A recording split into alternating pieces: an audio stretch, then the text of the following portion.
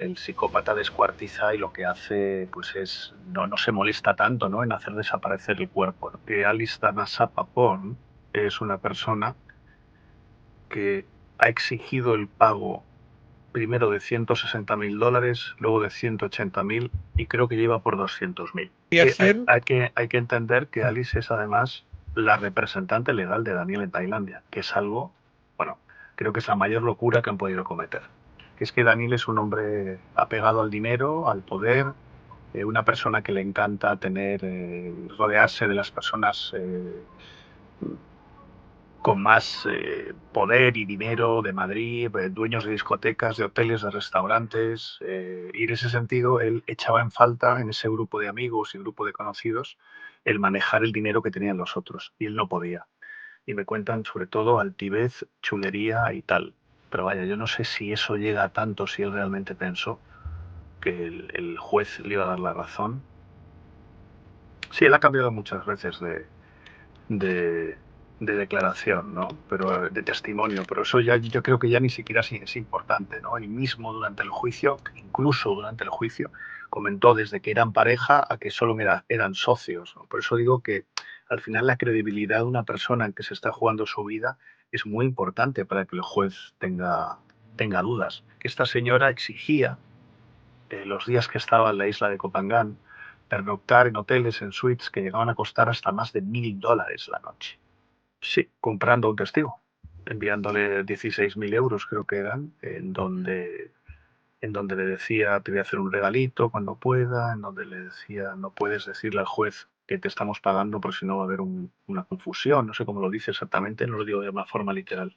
O sea, es una vergüenza lo que ha ocurrido y todo eso las televisiones en su día lo defendieron y fíjate lo que ha ocurrido ahora, ¿no?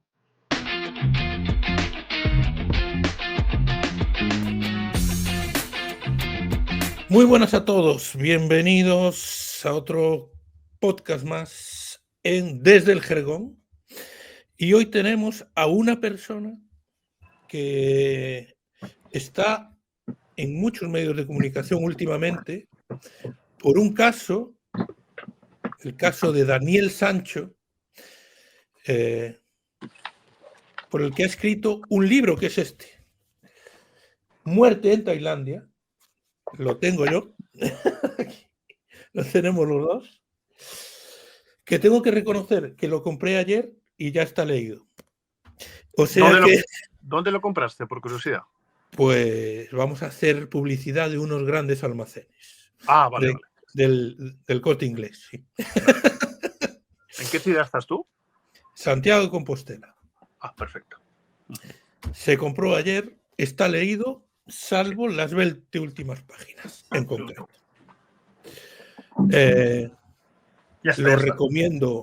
Lo recomiendo encarecidamente. Escrito por Joaquín y sobre un caso del que vamos a hablar ahora, el asesinato de Daniel Sancho a Edwin Arrieta, de los juicios paralelos, de todos los personajes que han ido entrando en esta historia después de lo que ocurrió en un bungalow de un hotel de la isla de Koh Phangan en Tailandia. Muy buenos días, Joaquín Campos. Estamos grabando a las 12 de la mañana del miércoles. Buenos días, encantado de estar aquí. Bueno, pues tú has vivido mucho en Asia. Vivo en Asia. Vives en Asia. En Camboya has tenido un restaurante en Camboya. Hace muchos años. Y conoces perfectamente no solo la zona, sino la cultura que hay en Tailandia, ¿no? La idiosincrasia, sí. Sí, que puede llevar incluso a alguna confusión cuando se habla de que hay mucha corrupción y que se puede pensar que se puede comprar tan fácilmente un juicio, que después hablaremos de este tipo de cosas. Sí. Pero solo un segundo. No, pues nada. Como decía, No, Muerte en Tailandia, la verdadera historia de Daniel Sancho y Edwin Arrieta, escrito Perdón, por Joaquín Campos. sí, perdón, es que se me estaba abriendo la puerta con el viento y voy a... No te preocupes. Estamos ante un caso del que se supo lo que ocurría entre Daniel Sancho y Edwin Arrieta posteriormente a los hechos, ¿no? Porque no se conocía esa relación, al menos públicamente. Podemos hablar primero, aunque en el libro está después, cómo se conocen y cómo entablan esa relación que acaba ese 2 de agosto del 2023 en un bungalow de la isla de Koh Phangan, de un hotel de la isla de Koh Phangan en Tailandia. ¿Qué tal? Bueno, pues se conocieron. ¿Quieres que te cuente ahora o más Sí, tarde? sí, Vale. A ver, empezamos por ahí. sí, se conocieron bastantes años atrás y se veían de manera esporádica. Por supuesto, no se conocieron por Instagram, como se ha comentado, y vamos a omitir aquí exactamente dónde se conocieron, pero bueno, es un tema que muchos pueden llegar a intuir. Con el paso del tiempo y de las visitas de Edwin a España, el asunto se va asentando, diríamos, hasta que durante el último año y medio, hasta que le quita la vida y lo despedaza, la relación se puede decir que estaba en su momento más álgido, ¿no? Las visitas de una vez al año a España se pasan a tener 3, 4 y 5 visitas en un año. Las estancias con Daniel de un día, máximo una noche o una tarde, pasan a ser de semanas, en yates, en hoteles, en viajes y tal. Y bueno, ya sabéis que el 3 de agosto, ¿no? El 3 de agosto de, de 2023. 2020, de 2023, pues es cuando Daniel Sancho lleva a cabo su macabro plan, lo asesina y lo descuartiza. Eh, Daniel Sancho tuvo problemas durante su vida por su carácter impulsivo. Pero nada, nada que ver con lo que hizo. Mucha gente, hay peleas todos los días en las discotecas, hay peleas en paradas de taxis, hay peleas en bares, hay peleas en campos de fútbol, y el 99,99% de esas personas nunca mata y menos descuartiza. O sea, el que uno tenga un pasado un poco más violento que otro no quiere decir que no sea capaz de formar una familia y montar un negocio y vivir dignamente y ser ahorrador y ser un buen lector. O sea, no tiene nada que ver una cosa con la otra. Por eso yo siempre separo, en el libro lo explico, ¿no? Que aunque haya tenido ramalazos de cierta violencia, ¿no? Pues en discotecas, en paradas de taxis, en un concierto, eso no quita para que lo que hizo no tenga nada que ver con eso, para mí. Y se habla de un psicópata nace o se hace, ¿no? Bueno, sí, lo que pasa es que yo como estoy convencido que la razón de matarlo, quitárselo del medio, fue por dinero, los psicópatas de verdad no se preocupan por el dinero, se preocupan por el placer de matar y de descuartizar. El problema es que, visto desde el punto de vista de una persona que considera que nunca podría llegar a matar por ningún motivo, es complejo entender cómo se llega simplemente por dinero a terminar con la vida de una persona y descuartizarla. Porque ahí sí hay una parte mucho más importante. Ahí sí hay una parte mucho más importante que explicar, que es que Daniel es un hombre apegado al dinero, al poder, una persona que le encanta rodearse de las personas con más poder y dinero de Madrid, dueños de discotecas, de hoteles, de restaurantes. Y en ese sentido, él echaba en falta en ese grupo de amigos y grupo de conocidos el manejar el dinero que tenían los otros. Y él no podía. Él solamente podía alardear de cierta belleza, de fuerza física, de buenos pectorales y de tener un abuelo o de haber tenido un abuelo famoso y su padre que sin que sea muy famoso es actor. El verdadero móvil, después hablaremos de la justicia y del pragmatismo de la justicia tailandesa, pero el verdadero móvil es económico. Y estoy completamente Para ti, convencido. sin duda. Sí. Sí, estoy convencido por una razón indudable, ¿no? Por dos razones. El afán en hacer desaparecer el cuerpo, porque no sé, la gente piensa que descuartizar es habitual, ¿no? Y es algo que prácticamente nunca ocurre, ¿no?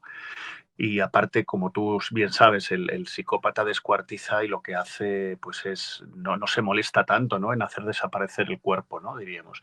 Y luego la otra razón, que es la evidencia para mí mayor, es que Edwin Arrieta estaba invirtiendo en España de diversas formas y nunca se ha buscado ese dinero, jamás. Y es una de las razones que para mí es impepinable. Primero, me da exactamente igual si había una procedencia de parte de él de personas que podrían tener el dinero, que lo habrían conseguido de forma ilícita, pero aquí lo importante es por qué no se busca el dinero. Yo no conozco un solo deceso en la historia del planeta en donde no se pregunte qué tenía el fallecido, ¿no? Y ya no te digo nada si él alardeaba a los cuatro vientos de estar montando un negocio en España y de buscarse una casa para comprar en Barcelona que iba a ser casa y despacho.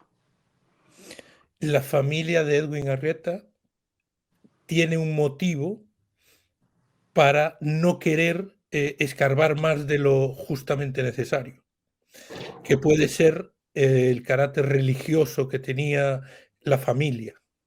Yo creo que no. Yo creo que no por dos razones, porque el primer mes estuvieron hablando solamente de la situación que se quedaban. No tiene sentido que si el primer mes te quejas de que no tienes nada, 18 meses después no se hable de ese tema, salvo que te hayan dado dinero.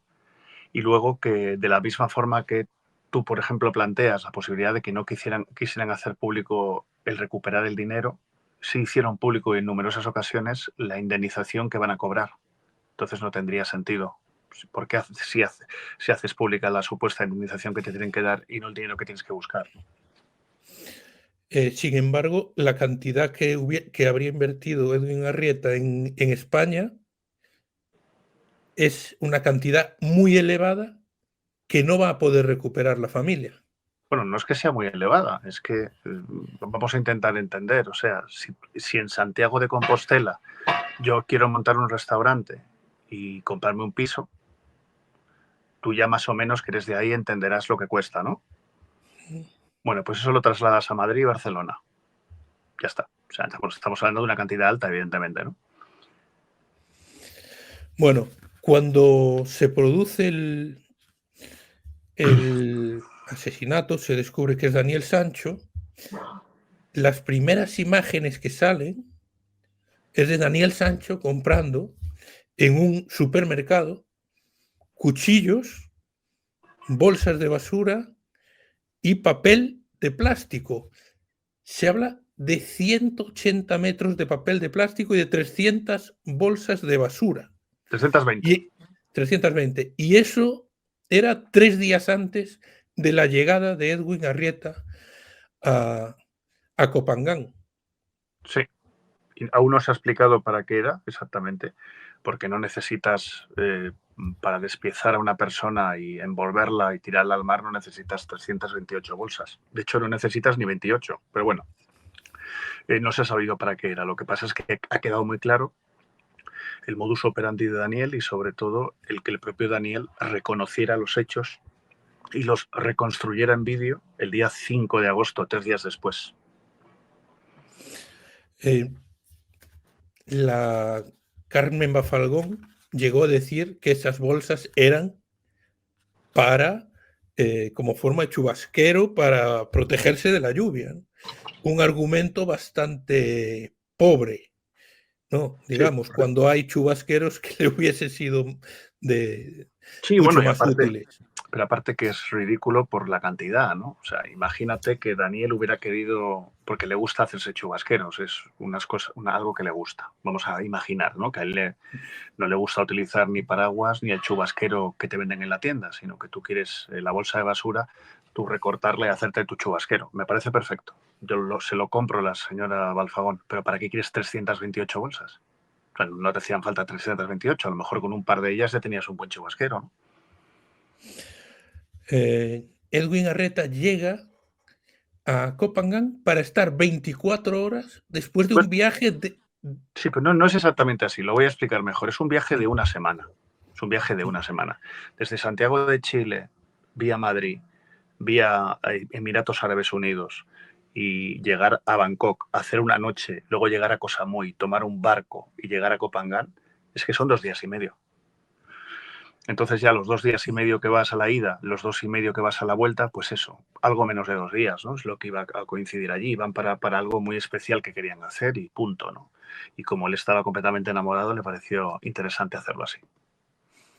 ¿Crees que iba a reafirmar su relación con un La, compromiso más serio? ¿Podía bueno, ser ese el motivo que el lo había compromiso, llevado hasta allí? el compromiso real era para que su papeleta en España tuviera una legalidad mayor, ¿no? En el momento que te haces pareja de hecho, lo que haces es tener los derechos que tiene un ciudadano en España, cualquier ciudadano, cualquier español, ¿no? Y si él estaba pensando en abrir una consulta en ese piso que iba a comprar, pues tenía ahí la manera más rápida de legalizar todos sus papeles, que no fuera pues haciéndolo de la manera habitual, ¿no?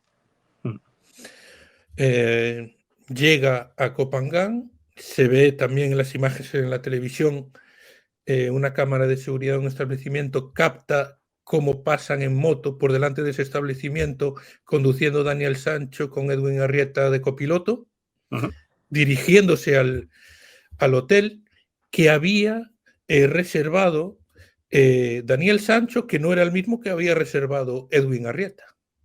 Bueno, Edwin Arrieta había pagado por adelantado 4 noches en el hotel, creo que más caro, segundo más caro de la isla, y ya había avisado que Daniel Sancho iba a ir ahí a disfrutarlo hasta que llegara él, pero Daniel tenía un plan y lo que hizo fue buscar un bungalow que tuviera menos, que fuera, estuviera más alejado, ¿no? Diríamos, de cualquier tipo de recepción, que se pudiera entrar al mismo no atravesando el hotel, que era justamente lo contrario que tenía el hotel que había comprado y pagado, bueno, pagado con antelación Edwin Arrieta. Por eso él se buscó algo para poder llevar a cabo su plan, evidentemente, y salir con bolsas y que no le viera nadie, no levantara sospechas, diríamos. Y se entiende que lo que hizo Daniel Sancho lo hizo nada más llegar. Sí, Arrieta yo creo que entró. Ya aquí uno razona un poco, ¿no? Yo creo que entró por la puerta y yo estoy convencido que no duró ni 5 segundos consciente. La primera versión que da Daniel Sancho es esa. Podemos decir que lo golpeó, incluso que estuvo balbuceando, que lo dejó. Le preguntan si hubiese llamado a la ambulancia, le hubiese podido salvar la vida. Él dice que sí, ¿no? Lo deja morir, en teoría, según esa primera declaración, pero después la cambia. Sí, él ha cambiado muchas veces de declaración, ¿no? Pero de testimonio, pero eso ya yo creo que ya ni siquiera es importante, ¿no? Él mismo durante el juicio, incluso durante el juicio, comentó desde que eran pareja a que solo eran socios, ¿no? Por eso digo que al final la credibilidad de una persona que se está jugando su vida es muy importante para que el juez tenga dudas. Pero si tú mismo has cambiado de declaración varias veces, nadie te toma por verdadero, ¿no? Nadie te toma en cuenta por lo que estás diciendo, ¿no? Bueno, él, después del asesinato que comete, descuartiza el cuerpo en 17 trozos y los reparte entre contenedores de basura y el Bueno, mar. sí, bueno, esencialmente lo que hace es llevarlo al mar. Lo que pasa es que en un momento se pone a llover y él decide, un par de ellos tirarlo a un contenedor. Sí. Y esos son los que al día siguiente salen en el vertedero, porque los vertederos en Tailandia, los vertederos en la inmensa mayoría de países del mundo, el reciclaje, la separación de los productos se hacen a mano. Entonces ahí es cuando salieron 2 trozos de Edwin. Sí. Ningún trozo tirado al mar fue encontrado posteriormente. Sí, en la corriente llevó un par de bolsas. Unas cuantas. El cuerpo entero de Edwin no se encontró, pero sí buena parte de él. Y lo que sí hizo es una limpieza a fondo del apartamento, del bungalow. Bueno, por eso compró jabón y estropajo y todo esto, ¿no? Imaginamos que tuvo que utilizar, que valerse de todas las cosas que compró para llevar a cabo su plan de la mejor forma posible. Pero el problema es que Edwin está muerto y y Daniel Sancho miente. Entonces, a partir de aquí ya son todo especulaciones, pero tenemos que ser siempre razonables, ¿no? El sentido común nos lleva a pensar que si compró 300 y pica bolsas, 180 metros de papel transparente, estropajo, jabón, es porque estuvo trabajando en ello, ¿no? Para no dejar huella. Una de las teorías que se esgrimió en su defensa, creo que fue Carmen Balfagón, después explicaremos quién era Carmen Balfagón, es que los cuchillos se compraron para hacer recetas y subirlas, recetas de cocina y subirlas a un canal que él tenía que se llamaba Puro Disfrute, el que Es un se canal, o sea, en un es un canal, ático de un amigo en Madrid, ¿no? sí, es un canal amateur de una persona que no es chef y que cada cierto tiempo colgó unas recetas, hay 6 o 7 en un plazo de 3 años o 2 años. Eso no tiene ni la más mínima importancia. Y aparte, los chefs no viajan por el mundo sin cuchillos, como los futbolistas no se compran las botas para jugar al fútbol el día antes cuando están en Múnich, no se las llevan desde casa, ¿no? O sea, no existe la posibilidad, salvo que el chef no sea chef, de llegar a un lugar a cocinar y que no tenga sus propios cuchillos. Bueno, lo que sí que llamó la atención, en base a la teoría que esgrime la defensa, de que no fue premeditado, es cómo se tomó las horas siguientes a la muerte o al asesinato Daniel Sancho. O sea, se echó a dormir, volvió al mar porque volvió a las 6 de la mañana, se fue a desayunar tranquilamente, estableció relaciones por Tinder con 2 Correcto. mujeres. O sea, la Se reacción no fue de puso una persona que haya cometido un delito que no tenía previsto cometer. Bueno, es que lo grave de todo esto, y lo he explicado varias veces, es que él, en la playa donde había diseminado los trozos en el agua de Edwin, lo que hace es quedarse allí. O sea, a jugar las palas, a tomar un coco, a darse un masaje, a tomarse un cóctel, a comer algo. Y a mí siempre me llamó la atención eso, ¿no? En la sangre fría que puedes llegar a tener. Imagínate que estás ahí con tus amigas que acabas de conocer y que empieza alguien a gritar porque ha visto una mano, ¿no? Entonces, claro, me parece que, bueno, que fue muy poco profesional, demasiado engreído como lo ha sido a lo largo de su vida, ¿no? Muy chulesco, muy vanidoso, muy altivo. Él pensaba que su plan era perfecto y se puso allí tranquilamente a pasar el día de playa. Esa es la teoría que tú esgrimes, ¿no? Que él piensa que es un crimen perfecto, que ha terminado con el trabajo y que no va a tener ningún problema eh, más con este tema. Sí, no, es terrible, es absolutamente terrible, ¿no? Sí, justamente no se habían ni dado cuenta, primero, de que acababa de matar a alguien en un país donde hay pena de muerte y segundo, eh, hay otro hecho muy grave que comete, que es que él, que ha sido pareja de Edwin Arrieta, que ha estado conviviendo, no presta la atención suficiente a que Edwin Arrieta continuamente estaba conectándose con sus familiares, con sus padres, con su hermana, con su sobrina, con sus amigos, con sus pacientes, siempre estaba con el móvil encima. Entonces, él, no sé, dio por sentado que cuando Edwin desaparecía y sus terminales móviles estaban apagados, nada iba a ocurrir. Y fue exactamente lo contrario. Se encendió una alarma absoluta en Colombia y todos los familiares y amigos trataron de buscarle, ¿no? Los móviles de Edwin Arrieta no aparecieron. Los tiró al mar y el Los tiró pasaporte y la carta.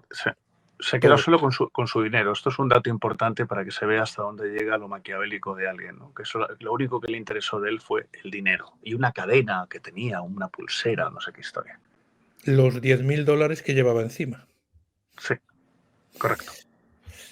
Y después ocurre una cosa que cuando va a desayunar se olvida de algo que es importante, Sí, bueno, lo que hay dentro, ¿no?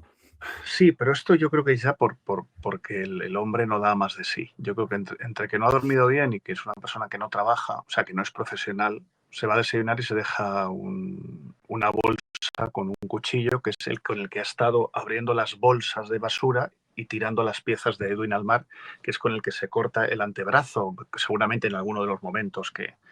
Y nada, tenía una gasa también y una gasa con su propia sangre por haberse limpiado, ¿no? También de las heridas y los mordiscos que le había dado Edwin, ¿no? Para intentar defenderse en esos segundos iniciales, ¿no? Él acude a la comisaría a denunciar la desaparición de Edwin Arrieta, pero no lo hace por voluntad propia, sino presionado Bueno, por gente cercana a Edwin Arrieta. yo ahí discrepo. Creo que es otro motivo de altivez, porque él podría haber mentido y haber dicho acabo de estar y me dicen que no hay nada, que no está, nadie sabe nada, hasta luego. Él quiso ir. Yo creo que eso le pareció interesante. Yo creo que él lo que le interesó es el decir, mira, no, le dejó mensajes en el móvil, Chiqui, ¿dónde estás? Te he perdido, la playa, tal, tal. Y yo creo que el hecho de ir a la policía, él estaba convencido de que no lo iban a pillar, iba a dejar otra coartada fabulosa. Yo fui a denunciar su desaparición, pero ya le estaban esperando. Y hay que decir con respecto a eso que la intención de Edwin Arrieta era instalarse en Barcelona, porque Bueno, quería sacar a Dani Sancho o a bueno, Daniel Sancho bueno, de a ver, la noche madrileña, en teoría, ¿no? bueno, la historia es que él no se iba a mudar a Barcelona, él iba a asentarse en Barcelona parte del año, iba a mantener sus clínicas no, sus trabajos como cirujano plástico reconstructivo en Chile y en Colombia, y la idea era pues estar en España en vez de visitas esporádicas, pues a lo mejor hacer 3 meses seguidos, 2 meses, ir, venir, ¿no? Y luego eligió Barcelona porque alguien le convence, ¿no? Él quería hacerlo inicialmente en Marbella, pero finalmente alguien le convence y se va a Barcelona. Eso le viene muy bien para decirle a Daniel que si quiere un restaurante y que quiere estar con él y todo eso, pues que deje la noche madrileña, de la que Daniel ha sido pues un hombre importante, y que se fuera con la Barcelona.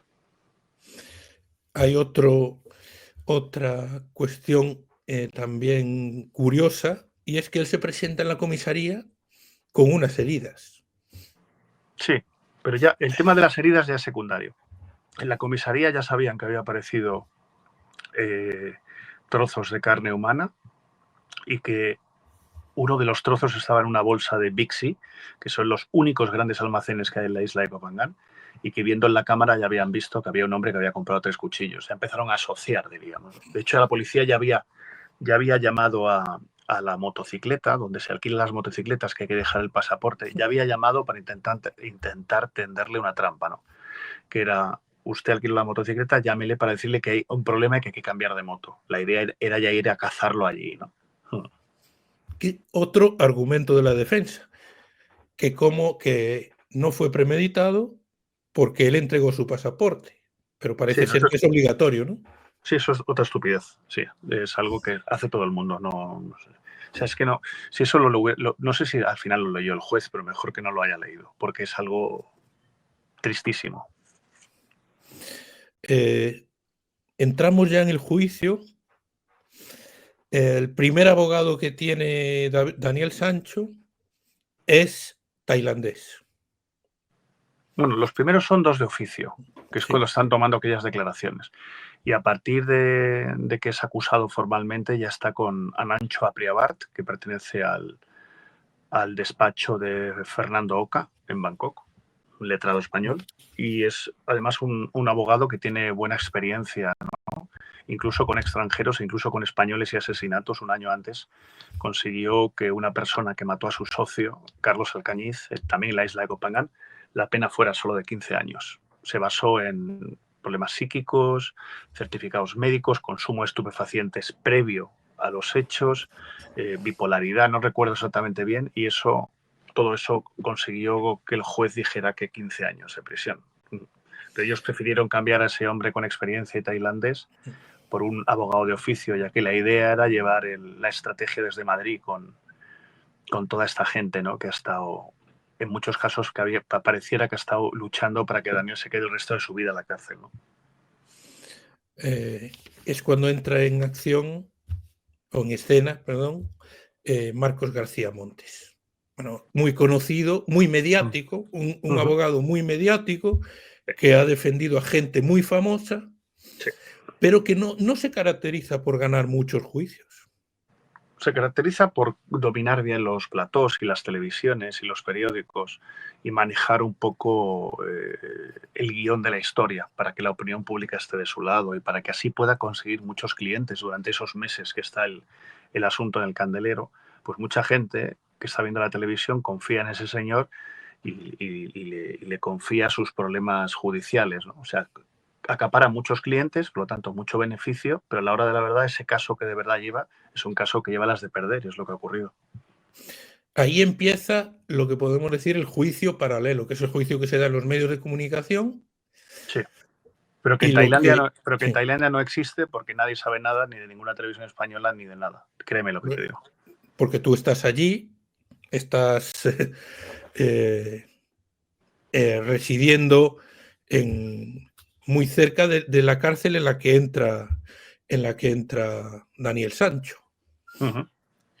Exacto. Y aquí lo que se da es una especie de blanqueamiento de lo que ocurrió en ese bungalow, o no de lo que ocurrió en ese bungalow, sino de las consecuencias o de las causas, más bien, que llevaron a Daniel Sancho a asesinar a Edwin Arrieta. O sea, se empieza a justificar lo que hizo Daniel Sancho en base a una serie de acusaciones a Edwin Arrieta que no parecen a priori que tengan mucha base. Correcto, correcto. Sí, sí. Ya te digo que todo lo que ocurrió en los platós es digno de estudio para que ningún futuro abogado sea capaz de hacer lo mismo y sobre todo para que ninguna televisión, para que ningún periodista de las nuevas generaciones sea capaz de hacer lo que hicieron en las televisiones en España, ¿no? Que fue denigrante, completamente denigrante. Denigrar al muerto y decapitado y descuartizado que no se podía defender y defender justamente al asesino y descuartizador. Algo terrible, ¿no? ¿Tiene que ver con el hecho de que sea español, como ha ocurrido en otros casos, o con el hecho de quién es el padre, de lo conocido que es el padre, de los contactos que puede tener el padre? Yo ahí creo que hay una parte de todo, de español, de belleza externa, de hijo de quién es y nieto de quién es, porque vaya, no tiene sentido que en el mundo en que vivimos se traduzca el ataque a un señor colombiano, sudamericano, latino, en un claro caso de racismo, porque estás separando al español, lo estás poniendo por encima, y luego de homofobia, ¿no? Porque era homosexual, ¿no? Y fíjate lo que le hizo este, ¿no? Además por dinero. No, es que me parece lamentable, ¿no? No sé, si esto lo intentas repetir otra vez, yo creo que no sale igual, no sale igual porque son justamente los cánones que hoy en día podrían llevar a un programa de televisión a que desaparezca de la pantalla, ¿no? El hecho de ser racista y homófobo. Incluso a la madre de Daniel, a Silvia Bronchalo, que en medio de todo este proceso Rodolfo Sancho la tildó de bipolar, de loca, de pirada, y hubo una denuncia incluso, los medios estuvieron del lado de Rodolfo Sancho, no del lado de la mujer. O sea, ha habido, de verdad, o sea, lo que ha ocurrido aquí ha sido una auténtica locura. Afortunadamente en Tailandia no estaban sometidos a la dictadura televisiva. Una madre que fue la más discreta de todos y que Sí, siguió y o que que sigue era siendo. partidaria de una estrategia muy diferente a la que planteó Marcos García Montes desde un primer momento. Exacto. Sí, sí, sí, sí, sí. Es exactamente como lo dices. Empieza el juicio y, bueno, la estrategia de la defensa es esa, ¿no? Es buscar los motivos que podían haber llevado, porque prácticamente el hecho de poder defender que eso no había sido un asesinato era prácticamente imposible, aunque ellos trataron de apostar por la vía del homicidio imprudente. Incluso se habló de absolución en algún momento, aunque parecía algo tremendamente disparatado, ¿no? Sí, sí, bueno, la buena parte de los medios hasta el día de la sentencia creían a pies juntillas en que como máximo sería homicidio imprudente y que incluso había posibilidades de libre absolución. Yo no daba crédito, la verdad, pero bueno. La primera declaración de Daniel Sancho es que le golpea, ¿no? Que bueno, lo que dijimos antes, ¿no? Que una vez moribundo lo deja morir y después lo descuartiza. Incluso parece ser que sí que hay ese golpe contra el lavabo, en la nuca, pero lo que dice Daniel Sancho a posteriori es que fue accidental, y lo que se dice o lo que se piensa es que no fue accidental, que fue parte de lo que ocasionó la muerte de Edwin Arreta y que fue intencionado. Y evidentemente, vamos a ver, aunque no estuviéramos allí, solo viendo cómo lo organizó Daniel, cómo acabó con su vida y cómo tenía la nuca destrozada y tenía hasta cuchilladas en la cara, porque en un momento el cuchillo no le cortaba, entonces se lo clavó varias veces y tal. Lo que tiene que quedar muy claro es que Daniel fue el que organiza todo y el que lo machaca de tal manera. Seguramente en la reconstrucción se cuidó de varios detalles, pues para evitar sumir en un caos mayor, ¿no?, a la opinión pública. Pero sí, es evidente que lo mató con saña, con ahínco y que lo descuartizó. Y hay una figura misteriosa, ¿no? Alice Tazanapan, que no es ni abogada, ni experta en absolutamente nada que igual pueda ayudar desde el punto o desde el ámbito jurídico en el juicio, pero que fue clave o que estuvo muy cercana al padre durante todo el juicio. Ahora, tú decías en el libro que posteriormente se sabría mucho más sobre esta persona. ¿Quién es esta persona y quién fue Dimitri, el ruso que apareció, que se le presentó al padre como posible para ayudarlo en el caso? Bueno, Dimitri da exactamente igual, porque no es importante. Aquí lo importante es que Alice Tanasapapón es una persona que ha exigido el pago primero de $160.000, luego de 180.000 y creo que lleva por 200.000. Ese tipo de subidas en el tiempo solo las llevan a cabo la mafia o personas que tienen actitudes mafiosas. Aparte de eso, estamos hablando de una cantidad de dinero altísima, y más en Tailandia, para que cobre alguien que aún no sabemos a ciencia cierta a qué se dedica. Pues yo más o menos lo tengo claro. Y eso también te lleva a pensar que anteriormente, porque han estado más de un año juntos, habrá cobrado algo, es evidente, ¿no? Ya el Confidencial sacó en exclusiva que esta señora exigía, los días que estaba en la isla de Koh Phangan, pernoctar en hoteles, en suites, que llegaban a costar hasta más de $1.000 la noche. Ella fue la que consigue el trato de favor en la prisión de Koh Samui para Daniel, consigue que esté el tiempo hasta la espera del juicio rebajado por una hernia discal supuesta en la enfermería, cuando además Daniel practica Muay Thai, este arte marcial tailandés, que es como un boxeo y tal, a diario, ¿no? O sea, por lo tanto no tenía ninguna hernia discal. Ahí consigue un trato de favor que yo imagino que haría la gracia de Rodolfo, del padre, y pensó que esta señora pues tenía poderes mágicos que no han servido para nada y que desde que la sentencia se hizo efectiva ha permitido que ni el padre ni la madre hayan regresado a Tailandia. Llevan 6 meses sin ir, así como la apelación sin presentarse. Tratos de favor. Podría ser. Hay que entender que Alice es además la representante legal de Daniel en Tailandia, que es algo, bueno, creo que es la mayor locura que han podido cometer. ¿Por qué motivo exactamente? Porque si es lo que nos tememos, Alice, una mafiosa de tomo y lomo, es hoy la representante legal de Daniel Sancho. Y eso quiere decir que cualquier documentación, cualquier petición de algo, y la primera persona que tiene derecho a ver en la cárcel es ella.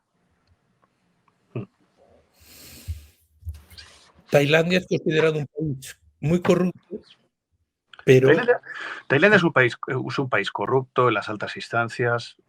De diferente manera, España también lo es a su manera. O sea, aquí no estamos hablando de un campeonato de cuánta corrupción tiene Tailandia. Estamos hablando de que sí es cierto que se compran sentencias, pero nunca con un blanco de por medio, en un caso mediático y con un asesinato y descuartizamiento. Es que eso es imposible, porque lo que estás haciendo, si lo consiguieras, es poner al juez y al fiscal entre la espada y la pared, porque si se les pillan, que es muy probable, los van a meter en la cárcel o van a tener que irse del país.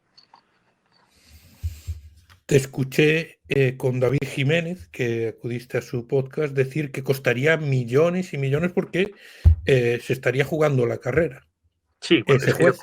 de hecho, lo que digo siempre es, aunque costara muchos millones, yo creo que ni el juez lo podría aceptar porque se tendría que ir, ¿no? O sea, al final, si tú, imagínate, ¿no? Que es Antonio Banderas en vez de Rodolfo Sancho y te da 15 millones de euros.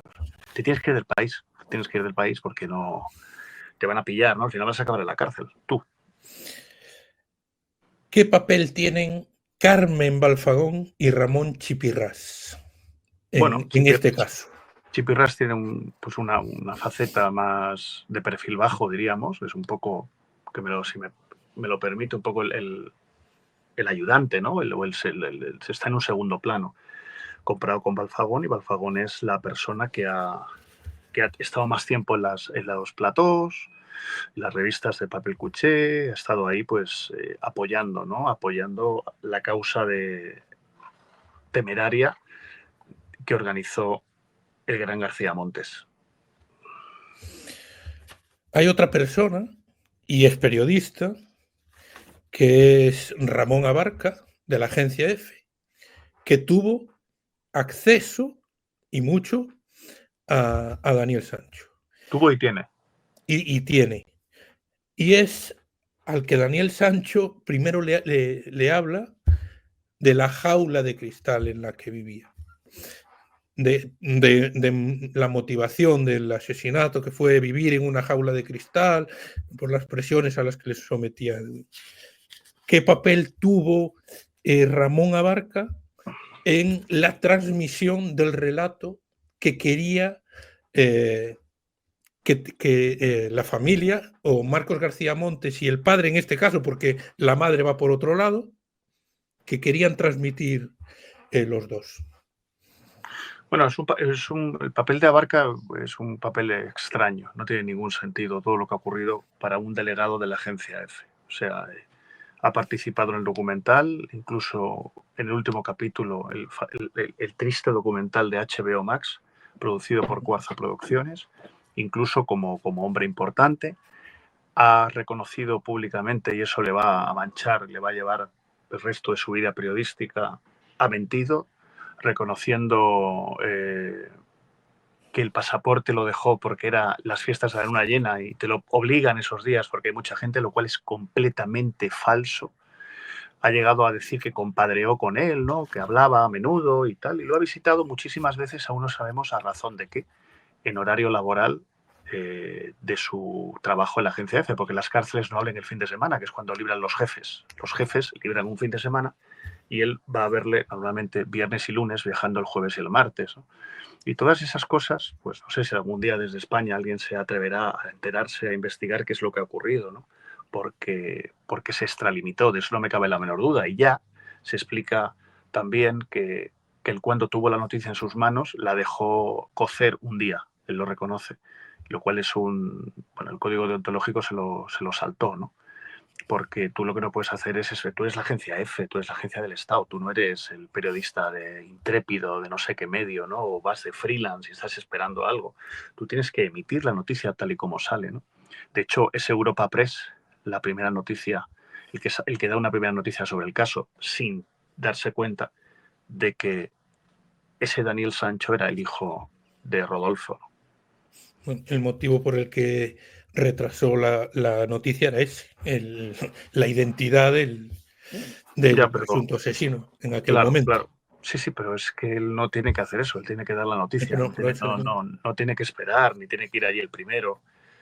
Bueno, me han contado que de todas las cosas que ocurren en Bangkok, en la agencia EFE, pues posiblemente ha sido la única, ¿no? Que se la ha tomado a flor de piel, ¿no? Como si fuera propia.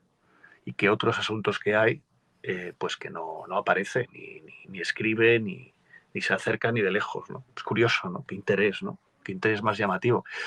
Pareciera que no es solo un periodista, que ejerce otras funciones fuera del periodismo.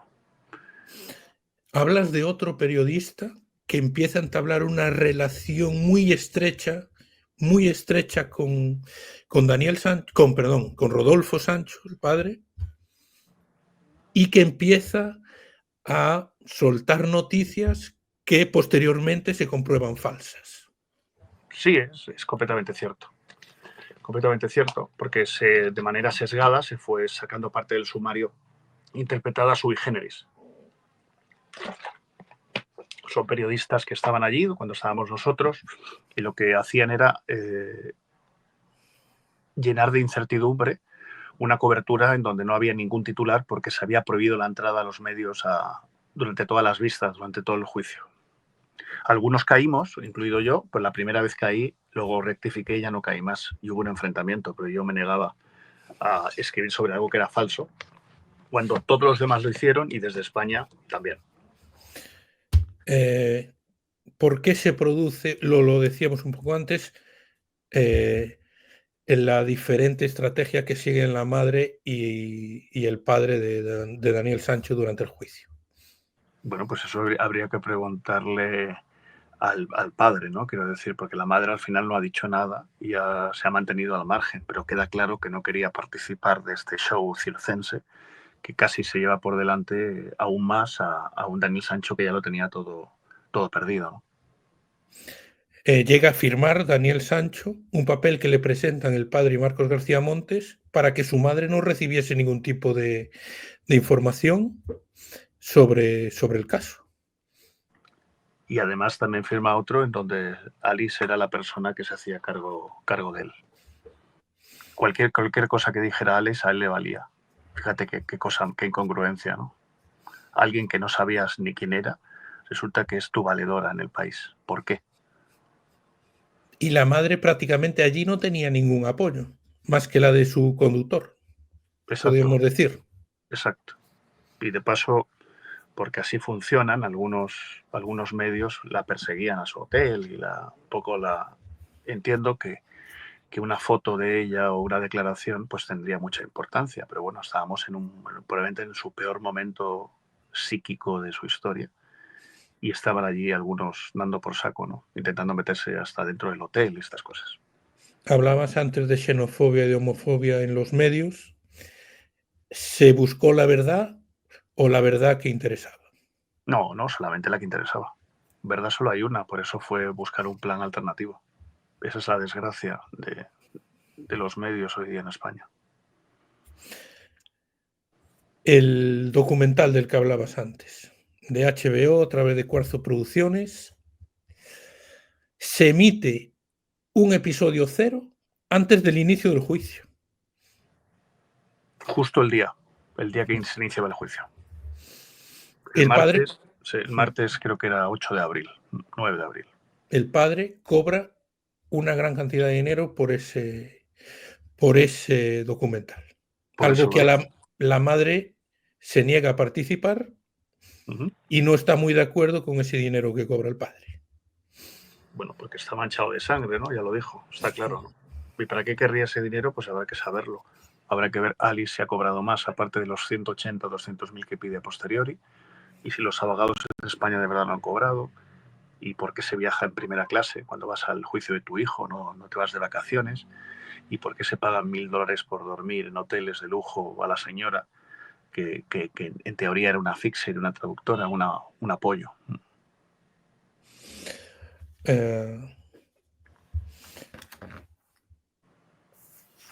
El papel de la diplomacia. ¿Hubo trato de favor desde la diplomacia hacia Daniel Sancho por ser Daniel Sancho?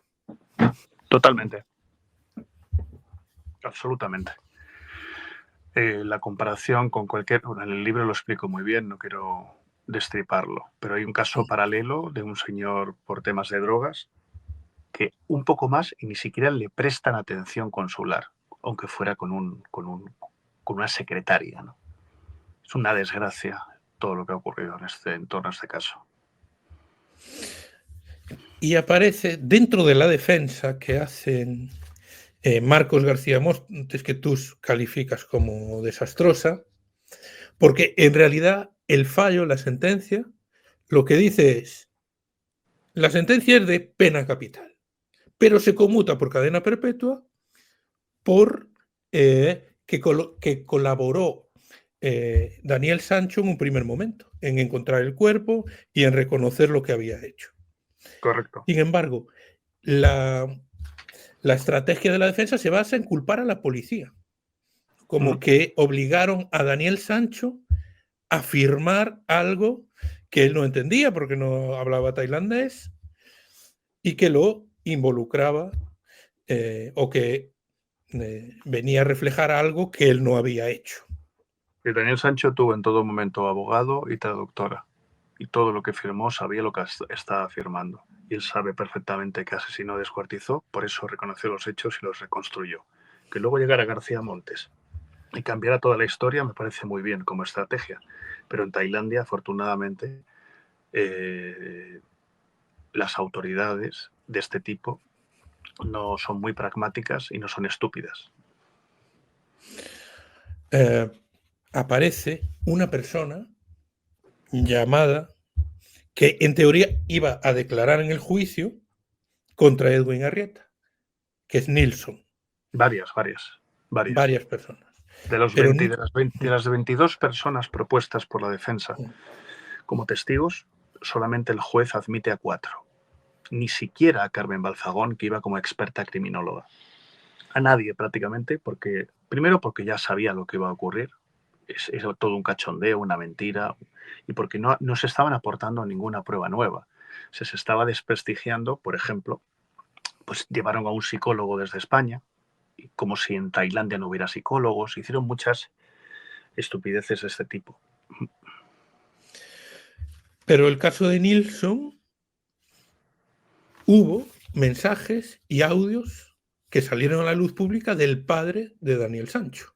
Sí, comprando a un testigo, enviándole 16.000 euros, creo que eran, en donde le decía, te voy a hacer un regalito cuando pueda, en donde le decía, no puedes decirle al juez que te estamos pagando por si no va a haber una confusión, no sé cómo lo dice exactamente, no lo digo de una forma literal. O sea, es una vergüenza lo que ha ocurrido y todo eso las televisiones en su día lo defendieron y fíjate lo que ha ocurrido ahora, ¿no? El problema es que parece que lo que podía decir Nilsson no se ajustaba a la realidad. Bueno, es que Nilsson nunca conoció a Edwin Arrieta. Es que esa es otra parte, me interesa menos. O sea, Nilsson es un mafioso, es un desgraciado. Nilsson nunca en su vida ha estado con Edwin Arrieta. Él se aprovechó de la disyuntiva para intentar sacar dinero a los Sancho, que además estaban dispuestos a darle todo eso y más si decían lo que ellos querían. Por el interés doble. ¿Tú crees que Rodolfo Sancho pensó en algún momento que su hijo podría salir absuelto? Ya no una condena de menor, sino absuelto. Yo no sé hasta dónde llega la ignorancia de ese hombre, o la sabiduría, o la inteligencia, porque no lo he tratado. A mí me han dado un perfil, personas muy cercanas a él, personas que durante años lo han tratado, y me cuentan sobre todo altivez, chulería y tal. Pero vaya, yo no sé si eso llega a tanto, si él realmente pensó que el juez le iba a dar la razón a la estrategia de García Montes. Yo, sinceramente, es que es la parte que no me cuadra. No sé hasta qué punto estaba engañado. No lo sé. Bueno, el primer destino de Daniel Sancho es la cárcel de Koh Samui. Sí, Es una cárcel. hasta que se lee la lectura del fallo, es una cárcel para que la gente lo entienda. Es como si tú cometes un delito en una cárcel de la isla del Hierro, por poner un ejemplo, ¿no? La del Hierro en Canarias, o en Formentera, y tienes ahí como una pequeña cárcel y estás allí pues tranquilo, diríamos. Ahora ya se encuentra en otra mucho más poblada y con mucho más problemas, ¿no? Sí. Bueno, es una prisión de máxima seguridad donde ya estás rodeado de los tuyos. Asesinos, narcotraficantes, pederastas. En Surat Thani. ¿Puede puede acabar en la que le llaman el Gran Tigre, la de Bangkok. Bueno, no es que pueda acabar, es que es donde debería acabar, De donde porque es el único lugar donde se va a sentir bien dentro de la catástrofe donde se ha metido, porque allí habrá muchos extranjeros y con un poco de suerte se defenderán entre ellos. Y sin embargo, donde está ahora no hay extranjeros y su situación de acoplamiento está siendo complicadísima, complicadísima. Un hombre que vivía en yates y en reservados de discotecas y viajando en restaurantes, estar en una celda hacinado con un montón de gente. O sea, imagínate. Allí funcionan las cosas de una determinada manera que tiene que ver con comprar un poco tu seguridad. Sí, pero una cosa, está muy bien lo de comprar tu seguridad, pero te repito, en la cárcel de Suratani tú eres una diana fácil. Eres un blanco, guapete, alto y tienes muy poquitos extranjeros a tu lado. Y hay mucha gente pues que se aburre, ¿no? Cuando te caen penas de 20, 30, 40 años y te ve todos los días. Y bueno, diríamos que es una diana más concreta que la prisión, como te decía, la otra, la de Bangkok, la de Bangkok. Lo que queda ahora es saber lo siguiente que va a ocurrir. Se ha recurrido el fallo, Uh-huh. se No, entiende. no, ¿cómo que se recurre? Sí. No se ha recurrido. No, la otra parte La otra. solicita un aumento de la pena a pena capital, que ya Sí, sabemos que eso. no hay en Tailandia, y que la indemnización pase de 110.000 a 330.000 euros. Sí. Y la parte de la defensa aún no ha publicado nada. El recurso viene de la El parte recurso aún no de. ha apelado nada y han pasado 6 meses. ¿Cuál es el papel de Juanjo Ospina? ¿Cómo lo calificarías tú a lo largo de todo el juicio? El abogado Bueno, de la parte de Wingarrieta. es un papel complicado porque no busca el dinero y no da una excusa coherente porque no existe. Por lo demás, impecable, limpio, educado, parece un ministro, ha sido el que defendía al bueno, en ese sentido, bueno, al asesinado, y ha ganado, ¿no? Diríamos que ha ganado, ¿no? Porque el otro le ha caído una pena gorda. Pero el tema del dinero y algunos errores más que ha cometido, como por ejemplo haber sido él la persona que en nombre de la familia declarara ante el juez, es un error clamoroso, clamoroso. Tenía que haber ido Darling, que ha ido a platós, ha ido con youtubers, y que es la persona que tenía que haber ido, si no los padres, por videoconferencia, pero no el abogado con un traje de 1.500 euros. Porque la familia no se presentó allí. La No, familia de Wingarrieta.